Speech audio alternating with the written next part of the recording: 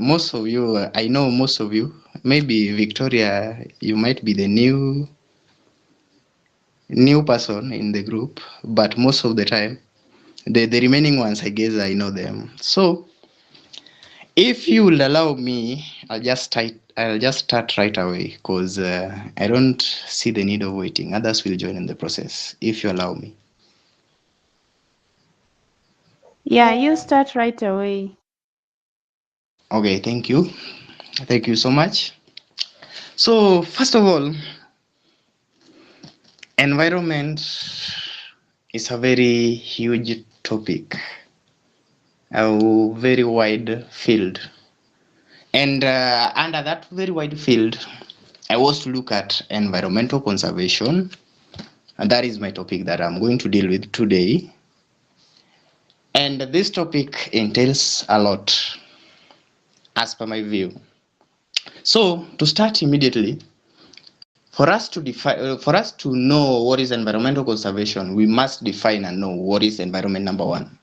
So, in short, let's define what is an environment. Definitely, environment refers to everything that surrounds us, including living and non-living.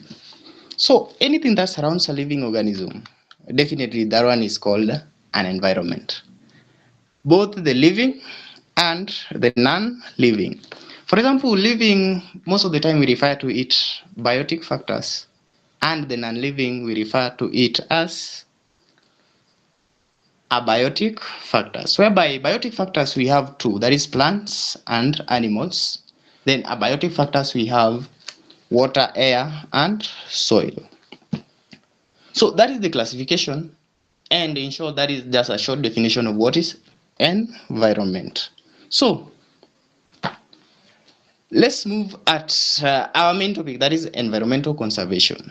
So after knowing what is environment, we'll move to the next step to know what is environmental conservation. So what is environmental conservation? This refers to practices that protect natural resources and biodiversity. So all practices that protects our natural resources and our biodiversity, that is what we call environmental conservation. So let's just look at a summary of the current state of environment and environmental status in the world. That is at national level. Then we'll come to the regional level. Then after that, we'll do some self-evaluation questions that each and every individual will ask him or herself. So just a short summary of the current state of the environment. First, we say 40% of the world's land is already degraded. So 40% of the world land is already degraded. This degraded land, we get that it's affect 3.2 billion people worldwide. So this 40% that is degraded land, it is already affecting 3.2 billion people worldwide. So that is worldwide, international level. So let's look at the regional level.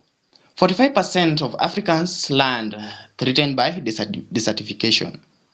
So there is this say which say that by 2050, more than 3/4 of the world's population is expected to be affected by drought, if corrective measures not put into consideration.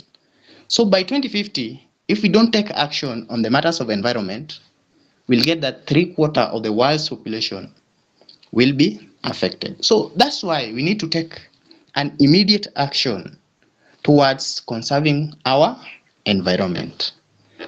So, because of the time, I'll just move very fast. So let us ask ourselves these questions. The first question that each and every individual needs to ask him or herself is this: what footprint will you and me live on Earth, particularly on environmental conservation? what impact will you leave on Earth, particularly on environmental conservation? That is a question to each and every one of us. Then the second question, how much do you know about degraded land, deserts and droughts? So how much? That is just, it tries just to test your knowledge on how wide do you know about the degraded land, deserts and droughts. So those two questions, we need to come up with their corrective measures and how to restore our environment to its original status. So here we identify the problem and the strategies that are put into place to execute these problems. So those are the two major questions that each and every person that is willing to become an environmentalist should consider. So briefly, that one is a question to you, to each and everyone, to go and check on that. The footprint me or you has left on Earth, particularly on environment, then how much do you know about degraded lands, droughts and deserts? So let's look at impact of climate change. I'm just brushing so that I can bring the topic, to bring it clearly to each and every person. So impact of climate change. Climate change, by the way, is almost in everybody's mouth and ear. This is our major concern as environmentalists, because as the day comes, we are experiencing climate change, and this one is our major concern. So impacts of climate change. Nowadays we experience severe or prolonged droughts. If it is not droughts, we experience abnormal rains. For example, in the recent days in Kenya, students were not going to school simply because of droughts. So if there is rain, it becomes abnormal rains. If it is drought, we experience severe droughts. So those are one of the impacts of climate change. We have rising temperatures, or in short, we can call it global warming. That is another impact. Then we have expansion of deserts. The deserts are increasing day and night. For example, or for instance, at the Horn of Africa, it is expanding, approaching Kenya as it encroaches towards the central place of Kenya, which is very dangerous, and corrective measures need to be taken. Under impact of climate change, I've said severe droughts or prolonged droughts.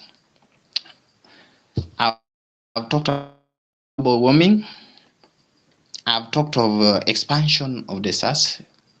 Then the next impact, we are experiencing evaporation of freshwater sources. The rivers are drying up, and that one is just as a result of climate change. And also, if we can add on that, we experience erosion of soil, of fertile soils. That one is also as an impact of what? Climate change. So there are so many, about 50, and you can go and widen your topic on that, impact of climate change. So let me look at this subtopic. Are we together?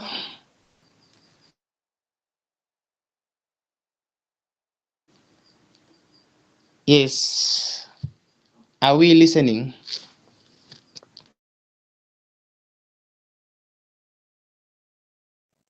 Yeah, we are getting you, very clearly.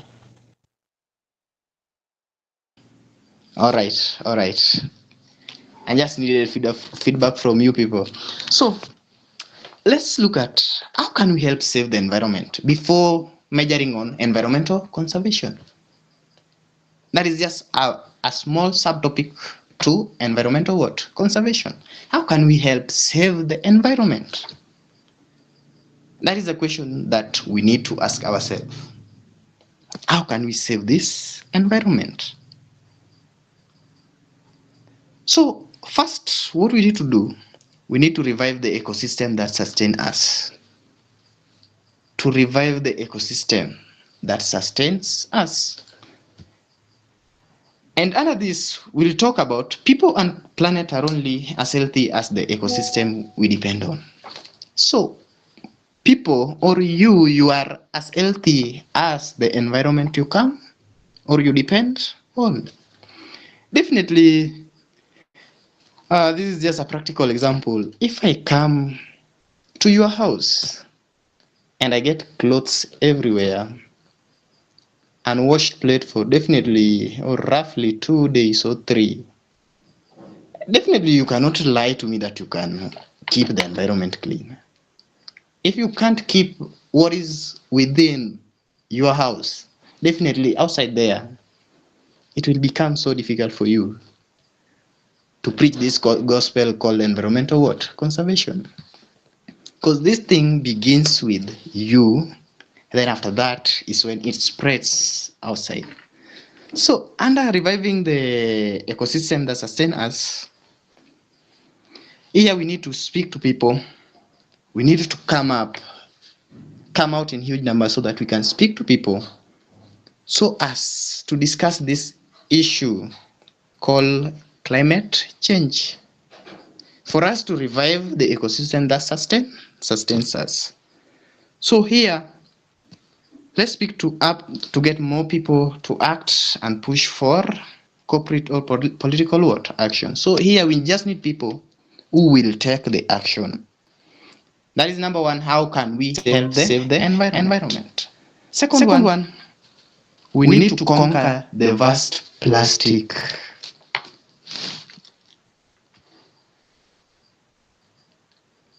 We need to conquer the vast plastic.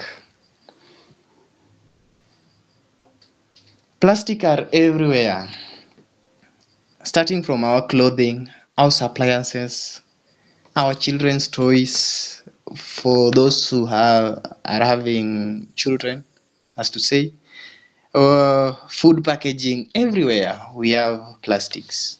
And therefore, if you might ask yourself, one single use of plastic, but it is very disastrous to the environment because it takes 10,000s or thousands of years to degrade. So just a single use of plastic will take so many years to degrade. And therefore, that's why we are calling for these actions. Okay, let us just avoid as much as possible to use this what we call plastics, because if one plastic can take averagely thousands and 10,000 years to degrade, and therefore this is something that each and every person needs to come up so that we avoid the use of plastics. So let's use to reuse instead of buying new products. So reusing a product, that one sometimes might reduce the amount of plastic one can use. Yeah, let's just learn to reuse. If you have one, use it continuously. And also, I support the government policy. For example, in Kenya, yeah, the use of plastic bags was banned, which I as an individual, I really advocate for it because it was the best.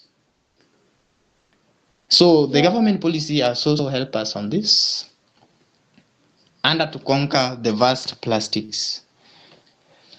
Then, so let's come back to our topic, that is environmental conservation. So here I've grouped them into categories of environmental conservation, and therefore after grouping them into categories, we have their conservation efforts. So the first one, let's look at the first category of environmental conservation, which we call biodiversity conservation. So here one needs to know what is biodiversity. The variety of life on Earth, such as gene species to ecosystems. So that act of protecting the variety of species, that is what we call biodiversity what? Conservation. So let's look at the conservation effort under biodiversity conservation. We have the effort to conserve endangered species. Those species that are endangered, we give the effort to conserve the endangered what? Species. For example, in Kenya, we are trying to protect the big five. That is elephant, lion, we have rhino, leopard, buffalo, and etc. The big five. We are trying as much as possible so that they cannot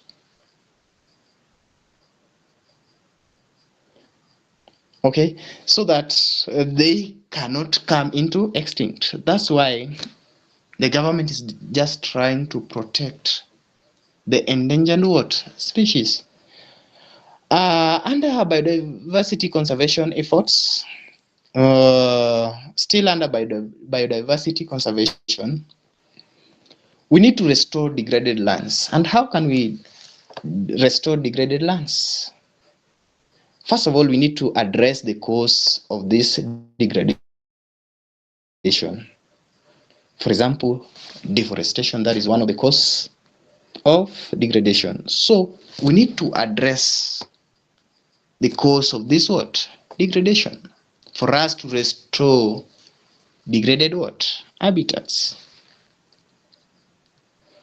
Then under the same biodiversity conservation efforts, we need to prevent extinction, whereby extinction is the complete disappearance of species from Earth. Somebody, as I was watching UN environmental program, they said extinction of a species is normal. And I was just trying to understand what they were saying. And I concluded to myself that when one species becomes to an extinct, it takes averagely 15 years to get that species again. I don't know where from, but it was saying like that. It takes averagely 15 years to bring back that species through interbreeding and all those sorts. So under those are the conservation efforts. I've said effort to conserve endangered species, number one, to restore degraded habitats, number two, then to prevent extinction. That is under biodiversity what? Conservation. Let's look at the second category, that is habitat conservation. Habitat is our surrounding. So it involves protecting the natural homes of plants and animals. Habitat conservation involves protecting the natural homes of plants and animals. So habitats here can include forests, grasslands, wetlands, lives or aquatic lives. Those are what we refer to habitat conservation. So we have forest, grassland, wetlands, and also aquatic life. And therefore, let's look at the conservation effort under habitat conservation. One, we create protected areas. So that is common. As a country, they are doing that, which is good, creating protected areas. We do land reclamation. That is another conservation effort, whereby we fill off degraded lands. For example, mining pits. When we fill the mining pits, then we plant trees on such areas. That one, the whole aspect is called land reclamation. We are reclaiming land. Or when we drain a swamp and we do agriculture, or we carry out agriculture in such areas, and that is what we call land reclamation. So that is under habitat conservation efforts, whereby I've said we create protected areas, we restore degraded lands also, we do land reclamation, and if we fill the pits, we plant trees. That one, the whole process is what we call land. So let's look at, so I've said categories of environmental conservation. I've looked at biodiversity conservation. Then second one, I've said habitat conservation. Then I'm saying at category, I'm mentioning the category. Then after category, I define the conservation what efforts. So the third one, species conservation, under categories of environmental conservation, whereby here we focuses on protecting individual species from extinction. So here we focus specifically on an individual what species. So let's say under conservation effort, we do captive breeding programs, whereby here we aim at improving the population of endangered what species. So we do captive breeding program, we bring a species from one place, then another from the other place, then we do captive breeding what program. So that one is conserving species or species conservation. We do captive breeding programs. Also under species conservation,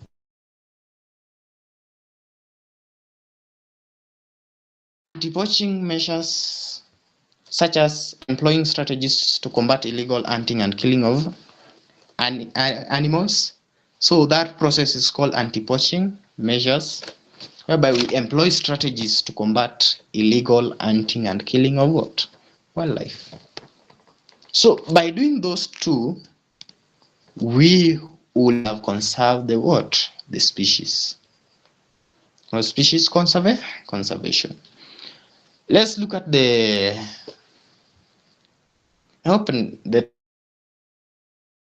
fourth category, that is under water conservation. So this involves protecting and preserving fresh water. With the act of protecting and we preserve the fresh water. So here, conservation effort, we employ practices such as reducing water use. And if we employ this practice of reducing water use, for example, as an individual, you cannot see a running tap, then you just ignore as if you've not seen anything. That one you'll not be, or for me to refer to, you will not be environmental friendly. How can you just see a running tap, then you ignore as if there is nothing happening?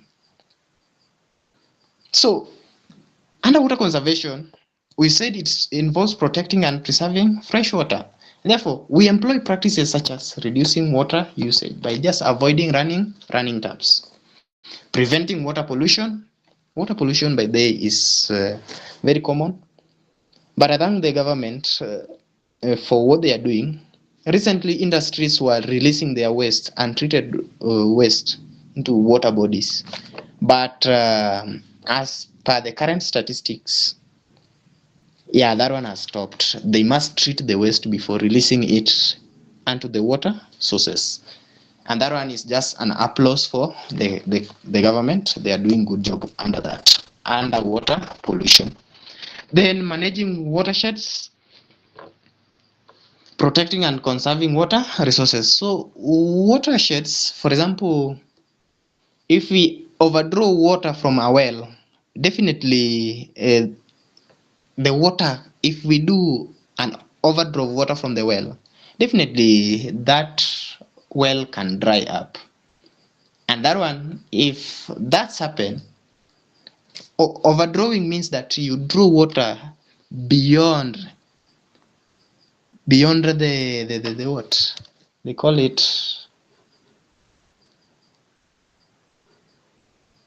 Oh, there's a term I'm looking for, the exact geographic term, but it seems it has gone. But if you draw the water beyond, let me say, if we do an overdraw of water, definitely that water might disappear. The well might dry up. And if the well dries up, that one we say that we've lost the natural resource. And therefore, for us to conserve this water, just have their maximum amount or the weighed amount of water that can be drawn from that well.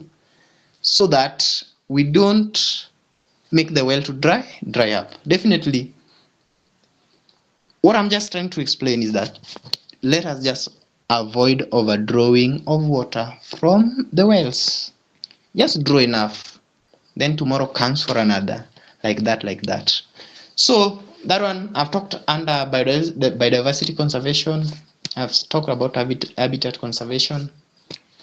I've talked about species conservation. I've talked about water conservation. And the fifth one, under categories of environmental conservation, we have land conservation. This one is very major and very common to each and every person. Land conservation. So this generally involves protecting land from degradation or deforestation, whereby the best way we can practice this is by practicing sustainable agriculture. What do we mean if we talk about sustainable agriculture? This means that we meet the present needs. At the same time, we don't compromise the future.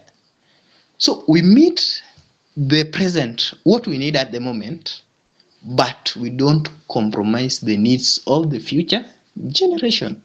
So through that, we'll have achieved what we call sustainable agriculture. We meet our needs, but we don't compromise the needs of the world, of the future generation. So that one is under conservation effort, under land conservation, practicing sustainable agriculture. The next we have soil conservation, still under land conservation. So soil conservation, this one is very common. We say we have contour farming, planting cover crops, that one is very common. Plowing, planting cover crops across, but plowing along the contours. Yes, definitely. So if we practice contour farming, that one will automatically do land conservation. Also, generally, ought to be specific soil conservation by just practicing contour farming, planting crops across the slope, and plowing along the contours. Yeah, you need to differentiate the two terms. Cover crops such as sweet potatoes, pumpkins, by the they at the same time they save the soil moisture and also suppresses the weed. That is a good aspect of agriculture for those who are doing agriculture. I know they understand more about this. So here also under land conservation, we have land reclamation, still under conservation efforts, whereby creating of new land from water bodies. For example, in Netherlands, this one they carried it in Netherlands. They pushed the sea, then they created a wall called polders. Yeah, this happened in Netherlands. The land reclamation. They pushed the sea, then built a wall whereby the seawater cannot cross over to this, and that land, some have used it for farming, others have used it for construction of houses, which have helped the country to develop. So that general aspect called land reclamation, Netherlands applied it, and it worked better for them. Yeah, they pushed the water, built a wall, then they are doing their activities. That is a very good aspect under land reclamation. So under categories, the sixth one, forest conservation. So we've talked about land conservation. So let's look at the sixth one, forest conservation. Here generally we protect forests from deforestation. And this is what we've been doing as a club, environmental club. Most of the time, as an individual, I just feel so bad if one cuts even a single tree. Yeah, that is just my nature. I just feel so bad because he or she is practicing what we called deforestation. Yeah. So we just need to protect this forest from deforestation, and conservation efforts are such as planting trees, very common. We've planted trees. Definitely under organizations, we've planted trees under 15 organizations within Meru, which is, I think as a club, we've tried that. We've just tried the active of forest conservation by just planting trees. Where some have been cut, we replace. And where there are no trees completely, we plant new trees. And that one helps to save our environment. So doing sustainable forestry whereby we meet the needs of present without compromising the ability of future generation to meet their own. So that is also sustainable forestry. The other one we talked about sustainable agriculture. So here we are talking about sustainable forestry whereby we meet the need of the present without compromising the ability of future generation to meet their own needs. The last conservation effort under forest conservation, we have forest fire management, and this one KFS, Kenya Forest Service, has been doing great job under this. For example, the recent case that was in Aberdare Forest, yeah, there was fire outbreak, and the KFS helped so much on that. They tried their best to make sure that that fire was put off, yeah, with an immediate effect. So they tried so much. Kenya Forest Service. And also Mount Kenya fires caused by human activities, and therefore here we just need to be very keen as human. The activities that we do. For example, this one, the recent which occurred around Mount Kenya, it was just somebody smoking cigarette. Then after that, he just dropped the cigarette. Then the whole bush went in fire. It was during dry periods. And therefore, as human activities, sometimes we just need to mind some of the activities that we are doing so as to conserve the forest. So that is under forest conservation. Then let's look at pollution prevention. Pollution is a very major aspect. So pollution prevention, this involves reducing the amount of pollution that enters the environment. We reduce the amount of pollution that can enter an environment.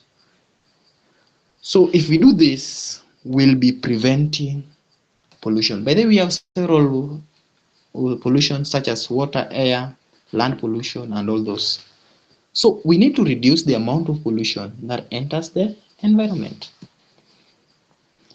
Practices such as recycling is one of the conservation efforts. For example, paper recycling. We have one at Meru that is called Chandaria. Yeah, it's dealing with papers. If you have bulky papers, I don't know 1 kg goes for how much, but they are doing what we call paper recycling. So that to reduce the amount of waste. That one is very near here at Meru. Yeah, we have Chandarua. Is doing good work.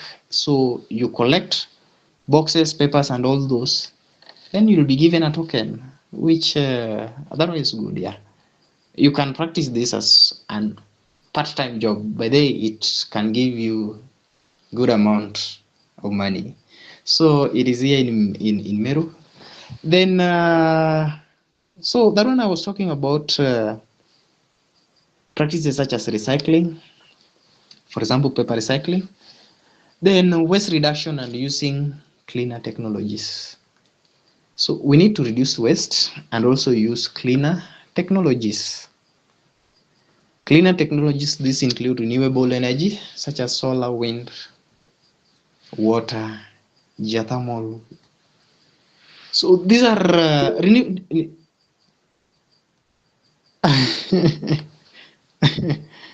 okay, very soon. Okay, I've seen that. So we have mhm, uh, using cleaner technologies such as renewable energy. Renewable energies include solar, water, wind, geothermal with minimal environmental footprint. So those energies that have minimal environmental footprint, we need to apply them. For example, one day I was asking my father, yeah, he was there is an electricity. Then I was asking why the reason for placing too many solar on the roof. Therefore, he said one thing that solar is environmental friendly. By that time, I didn't understand so much about environmental friendly, and he told me that one is one of the examples of cleaner water technologies. They are environmental friendly. They leave least footprint on the water, on the environment. So he told me by the way what he was doing was the best as compared to even electricity and all those other sources.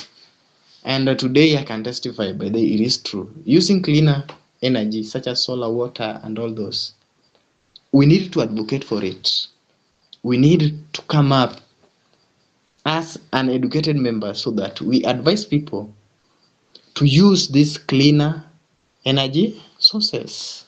And through that, will reduce or it will help to solve this problem we are experiencing, that is climate change. So it is us to come up, talk to our other fellows, so that we can measure on cleaner technologies and leave alone the one the what the technologies that for example use of fuels and all those which are not environmental friendly. So we need to avoid them and use the cleaner water technologies. As I finish, because I'm seeing the time is moving so fast.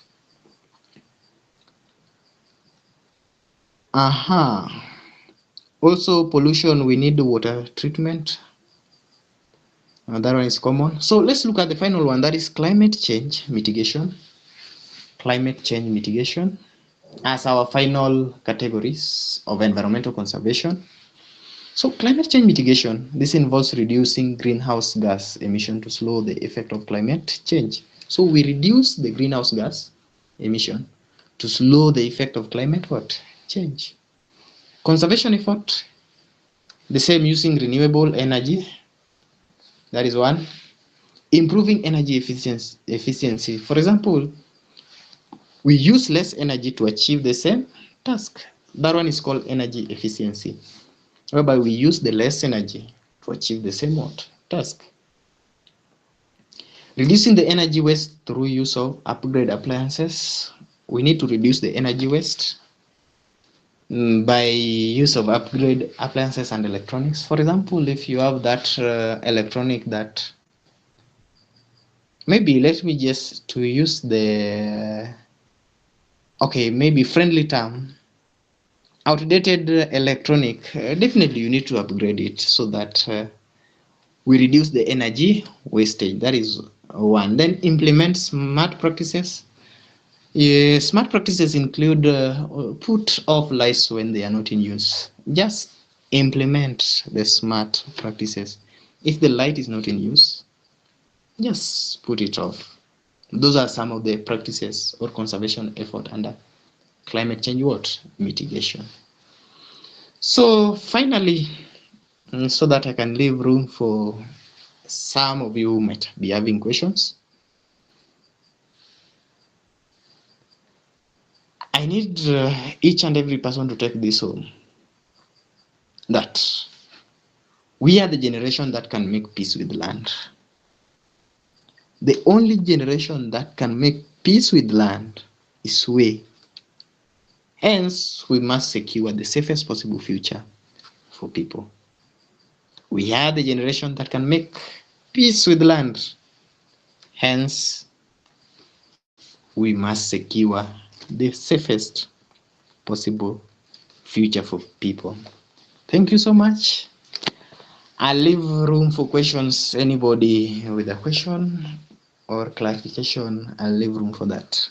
Thank you so much.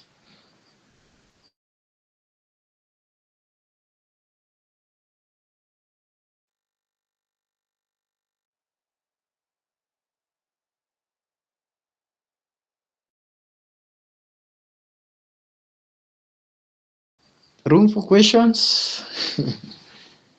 Oh, nimeshukuru sana na I really appreciate. Room for questions.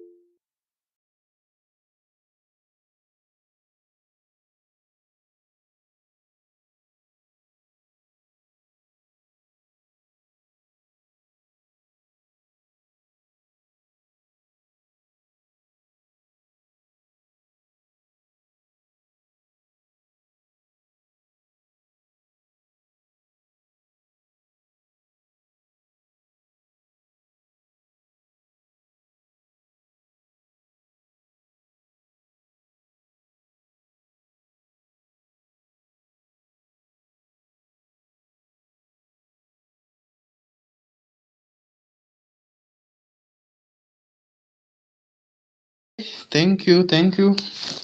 So, if we talk about the relationship between waste management and environmental conservation, first, waste management is just in simple terms, how can we manage the extra or the excess waste that we produce? That is the first concept that one needs to understand. For example, if this is just a practical example, you've taken your ugali, there is peeling, okay, the remaining portion, or you've just peeled your whatever it is called. This sweet or which potato, whichever type of potato, you just peel it, and there is the remaining waste. How can we? You've asked the ratio between waste management and environmental conservation. So the remaining part, how can we manage it? Number one, that is a first question that we need to ask ourselves. For example, you've just peeled those potato, whichever type of potato. Then you get that one can use this as a fertilizer, number one. The peelings and all this, one can use it as a fertilizer. If we use it as a fertilizer, then automatically there is that concept, it becoming, okay, I'll check on that. If we use the peelings, so we are managing waste, the peelings, and it becomes a fertilizer, definitely it will become environmental what? Friendly. The second one, under waste management, we have the outdated appliances or electronics. You get that, I don't know where this is located, but you get that they collect the out or the broken appliances such as electronics. Okay, let me just refer to them as electronics. You get that one collects them, they are renewed, and we come up with a new product.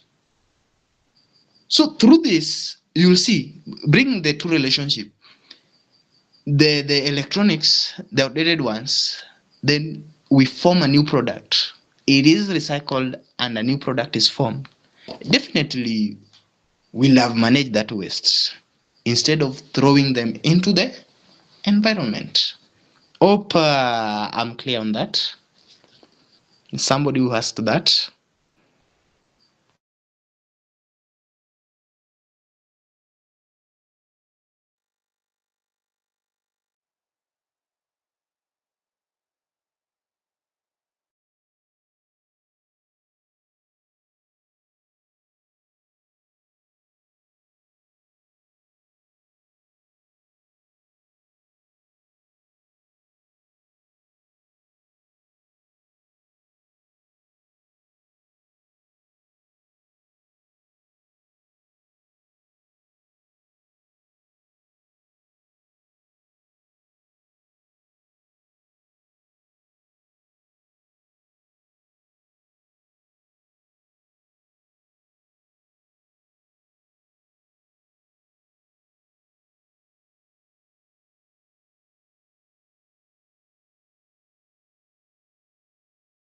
Okay. We have the government policy, and those who are producing waste, they are doing it outside the government policy. That is number one, what you should know. You produce plastic,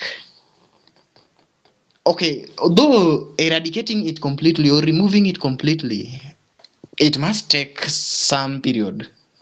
But for those companies that are producing new plastics, they are going, that is not encouraged. The government, as they banned the use of plastics in Kenya, and therefore any person that is using the plastics, they are using it nyuma ya sheria. And I've said to eradicate it is very difficult. We cannot eradicate it once. It needs some time. So that the people need to be aware of this, the effect of, as I said previously, one plastic takes 10,000, and it means that is a very long duration. And that's why the government saw that it is good if we banned this issue called plastic what bags. The next question, I didn't answer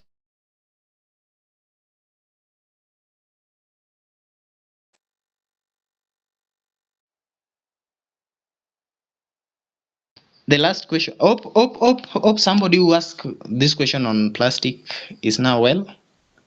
I just want to know that. Then I'll just request somebody to pardon the last question, so that I can clear all the questions kindly.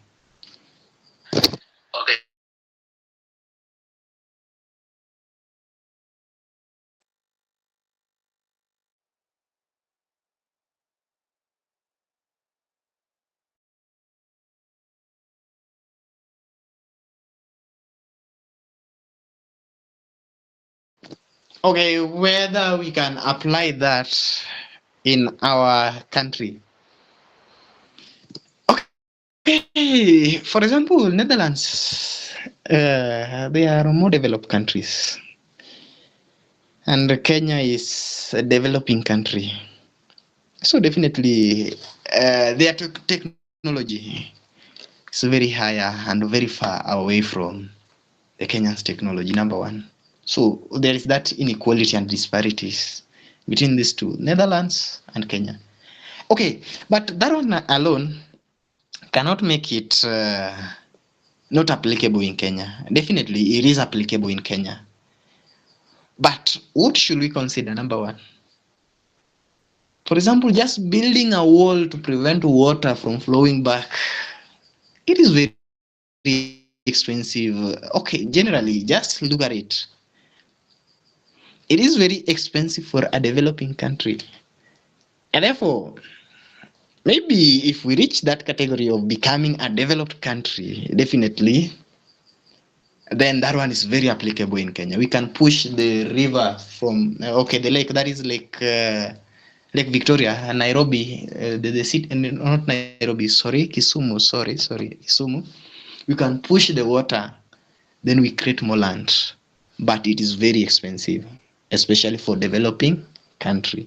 Yes, it is applicable, but very expensive.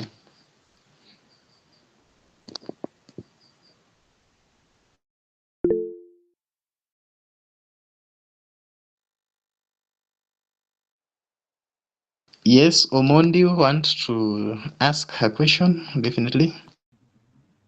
Oh, yes, I'm just following up. This is a follow-up question.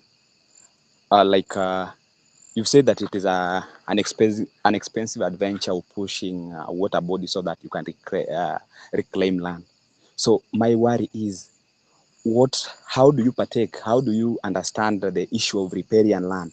And do you think it is a good advice with what we've seen happening with those who had reclaimed, in quote unquote, riparian land, so that they can put up projects and so on and so forth? And have you ever seen what has happened even in the other states, in the other countries abroad, whereby even the buildings which were built at the shore of the lake, oceans, or seas were being submerged due to circumstances which were attributed to climate change. So whatever you are saying that could be done here in Kenya, do you think it is a good idea when we put into consideration what we've seen happening in other areas, with which nowadays the government is trying to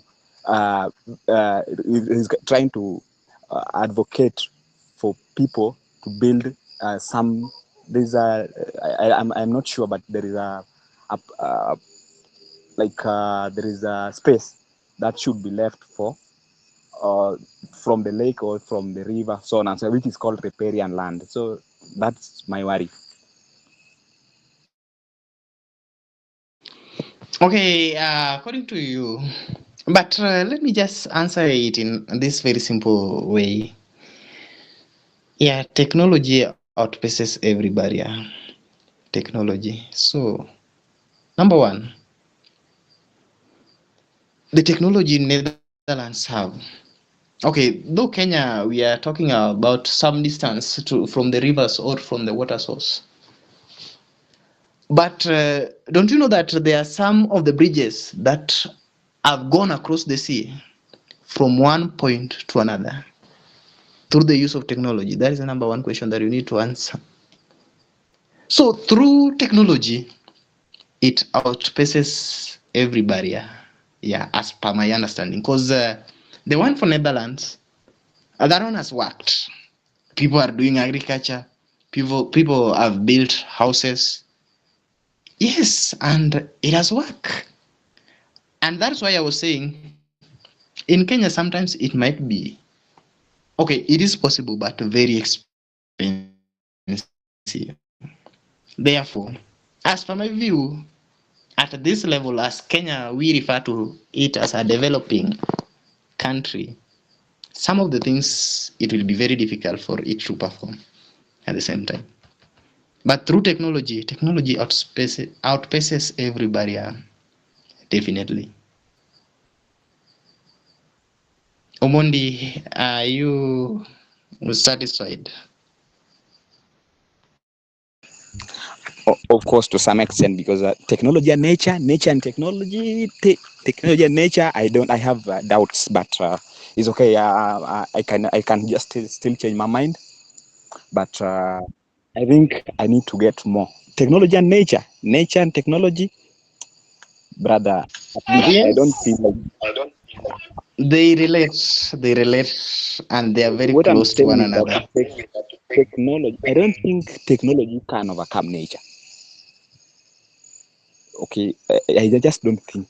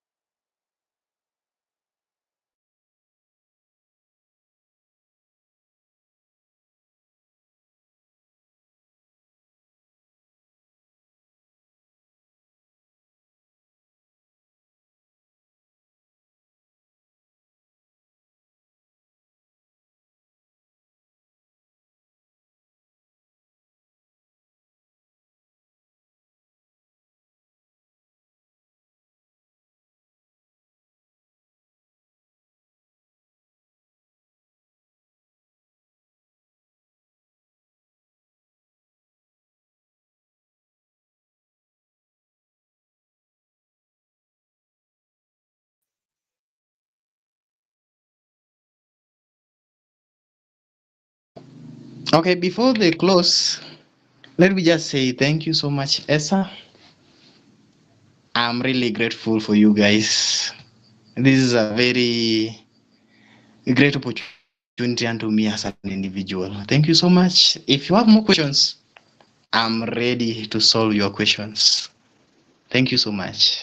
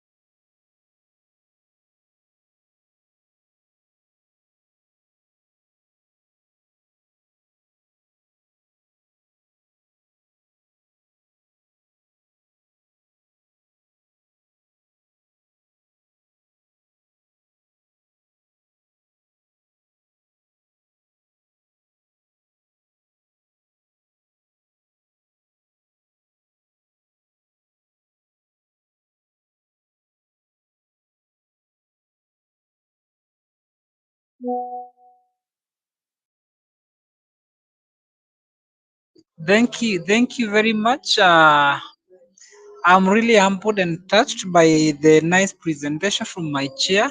That was extremely wonderful. And we can't really exploit the entire concept of climate, environment, and climate change. And from Omondi's question, there is clear interconnection between technology and climate, of which I wish next time we'll exploit it. Like currently we have Agritech Africa, which is happening in Nairobi at KICC. So generally what I'm trying to say is there is what we call the clear linkage between technology and environment and climate change. Anyway, I don't want to go to an extent of asking why did we have people affected from other river and other sources of rivers like in Nairobi River. So there is a lot which is happening. Maybe Kenya it is it's categorized under underdeveloped country. But anyway, Chair, thank you very much, Elly. That was really wonderful. Just to comment on one thing, we are about to kick off a project within about the one which we had talked about Chandaria, but this time around we'll be working under Beyond Zero Foundation, which will be operating within Meru University, Kenya Methodist University, Meru Teachers, and Meru National Polytechnic, and other secondary schools around and primary schools around.